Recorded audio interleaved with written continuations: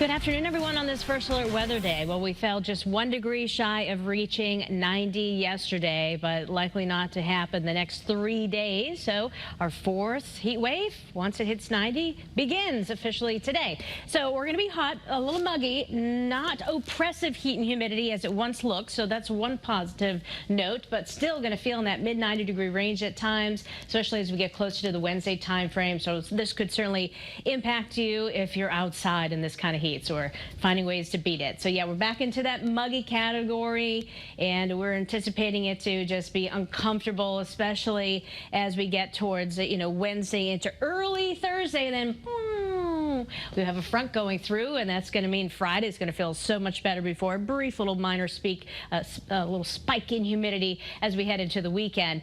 What's new? Well, we have an air quality alert in effect through 11 p.m. This is due to ground level ozone. So if you are part of that sensitive group, once this gets into the orange shade, yeah, it's time to limit your time outside. It's starting to expand, certainly the moderate levels. And you can keep up with this kind of graphic right here through WFSB.com. Go to First Alert Weather, and you'll see it down at the bottom of the page. So you can keep up with, the air quality for the rest of today. But it's going to get into that orange category.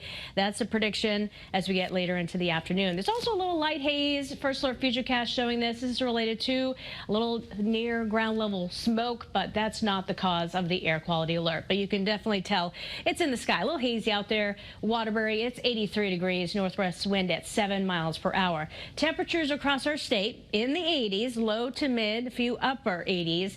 Eventually, we're going to be jumping into the 90s and feel closer to the air temperature today, but once the dew points start creeping up even higher, it will start to feel in the mid 90s. So notice, even, at 7 o'clock, it doesn't feel great, but it's better. So if you need to knock out mowing the lawn, different things like that, do it this evening. But the better time's always in the morning hours. So we're going to start off tomorrow in the 60s.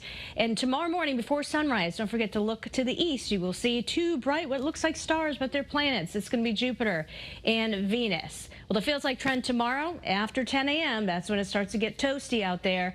And you want to limit your time outside if you can, feeling in the low to mid 90s. Tomorrow night, we have the Perseid meteor shower. And you think, oh, great, it's going to be a clear sky. And now we have the moonrise happening at 9:35. Yeah, that means poor viewing, even if you go to an area away from city lights.